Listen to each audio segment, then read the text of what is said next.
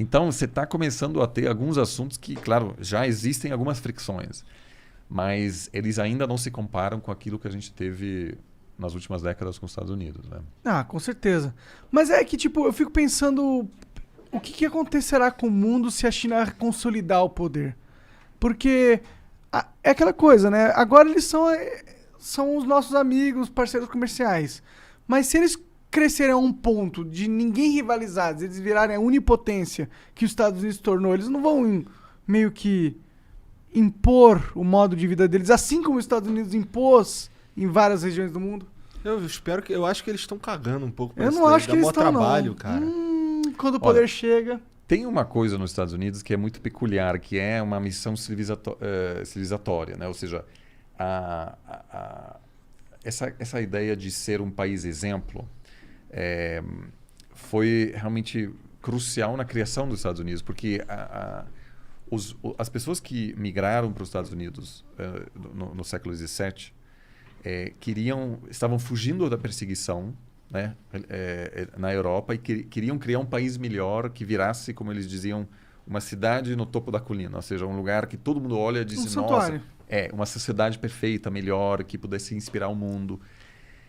A história chinesa é muito diferente. Então, quando os Estados Unidos atua, enfim, promovendo a democracia, falando sobre a importância da democracia, e em vários casos presidentes americanos justificaram sua entrada na guerra dizendo a gente precisa ficar do lado das democracias, porque, enfim, a China não tem esse histórico, então eu acho que ela tem um olhar muito mais pragmático e eu não...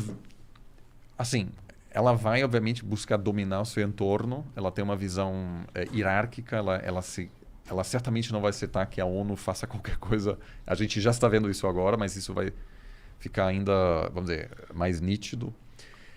Assim como os Estados Unidos também não aceitaria. Então, assim, agora, o clima, eu não acho que nós vamos chegar num mundo sob liderança chinesa de maneira tão clara, porque os Estados Unidos também não vai embora. Tem índices demográficos excelentes, melhores do que a China. A migração fortalece os Estados Unidos. Tem uma sociedade bastante aberta, que consegue se adaptar um pouco melhor, eu acho, do que a China.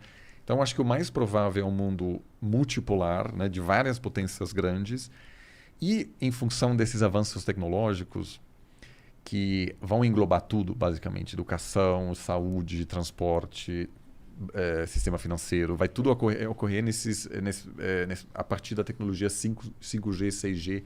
A gente pode ter duas esferas tecnológicas não compatíveis, uma em torno dos Estados Unidos e uma outra em torno da China. E isso para o Brasil é péssimo, porque o Brasil depende dos dois. E para mim hoje, assim, o que mais me preocupa é como o Brasil vai se comportar diante de um mundo em que os Estados Unidos diz você tem que tomar alguma decisão. A China também diz, olha, se você bloquear a Huawei, por exemplo, a gente vai parar de comprar café, soja, minério de ferro, sim. etc. Então, isso eu acho que o caminho mais provável é esse, não de uma, vamos dizer, de uma liderança explícita chinesa, porque os Estados Unidos se mantém como uma potência formidável, inclusive militar. Do ponto de vista econômico, a China, sim, acho que não há dúvida de que daqui a 10, 15 anos quando você fala nessa questão da tecnologia, uma coisa que me vem em mente, que pode ser um modificador nesse cenário todo, é a tecnologia de inteligência artificial e de robótica. Porque você comba os dois, você tem um robô que consegue fazer a mesma coisa que um humano hoje comum consegue fazer. E aí você, tendo esse cenário, você começa a tirar toda a vantagem que a China hoje tem, que é a grandeza da população. Que você tem uma economia maior, porque você tem muita mais gente trabalhando, muito mais mão de obra, muito maior capacidade de executar as coisas. Se você tem um robô que consegue executar e você consegue imprimir 20 milhões de robôs numa impressora 3D, você diminui essa vantagem chinesa. Será que pode, no futuro, então, a tecnologia reequilibrar o jogo e... Só que a China está na frente vamos dizer, dessa corrida de inteligência artificial hoje, eu diria. Mas não de que robótica, tá na frente, né? Assim, tem algumas áreas onde, de fato, ainda há uma dependência mútua tecnológica entre as duas. Mas eu acho que o que você está descrevendo que é uma preocupação não só para a China, mas para todos os países. E aí surgem questões como, né, o salário universal, etc., porque em algum momento, certamente, vai ter uma parte da população que não vai trabalhar mesmo nas melhores condições econômicas, porque suas funções não existem mais. Não existem mais. Não tem mercado para elas. A China já está tomando algumas medidas atualmente para tentar, vamos dizer, lidar com essas mudanças sociais, grandes econômicas, tecnológicas que estão acontecendo. Mas eu acho que isso vai ser um desafio para todas as sociedades. E aí vamos ter, obviamente, profundas mudanças no sistema tanto nacional quanto internacional, sem dúvida. Isso é muito louco mesmo pensar, né?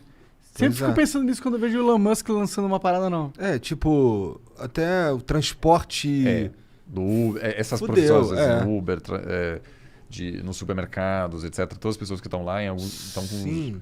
Esses empregos estão com os dias contados, né? Lá na frente, assim, Pois é, mas aí... Todos os empregos são meio que contados, né? Se for para pensar. Se tiver um robô que tem uma inteligência maior que a tua, o que ele não poderia fazer melhor que você? Então, para que tu tem que ser pago para fazer algo? Mas isso eu acho que ainda demora bastante. Sobretudo na questão de... Eu espero que não. Porque você fica tranquilo. Nossa. Eu acho que, por exemplo, assim, o robô não vai conseguir fazer esse podcast, assim, entendeu? Pior que talvez consiga. Eu acho que ele não vai conseguir porque as pessoas não vão se identificar com uma máquina falando. Talvez se identifique, na real, não sei.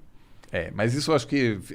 Mas as consequências geopolíticas já agora são um assunto não do futuro, são de hoje. Quando o Bolsonaro foi na Casa Branca para visitar o Trump só quis falar de 5G. E falou, não permita que a empresa chinesa possa ser fornecedor de peças na hora de você construir o 5G. E o Bolsonaro disse, ok, tudo bem, pode deixar. Ele, na verdade, o Bolsonaro também, o Trump também perguntou se o Brasil apoiaria uma possível intervenção na Venezuela. Ele também disse que sim, mas acho que 3 horas depois o Mourão falou, olha, não. E aí os americanos se deram conta que tem facções diferentes. Mas, o presidente não manda em tudo, né? Mas a questão tecnológica é hoje a questão mais quente eu diria, a questão tecnológica e do meio ambiente. São os 2 assuntos mais complexos que o Brasil enfrenta nesse momento. Então, o próximo presidente, porque eu não vejo como ele consegue consertar a imagem do país. Teria que ter uma transformação mágica, mas seria uma outra pessoa. Do mesmo jeito que o Biden agora está tentando dizer, olha, America's back. Só que, como a gente vê no Afeganistão, isso, enfim, já está assim... America's back, essa parte da América, entendi.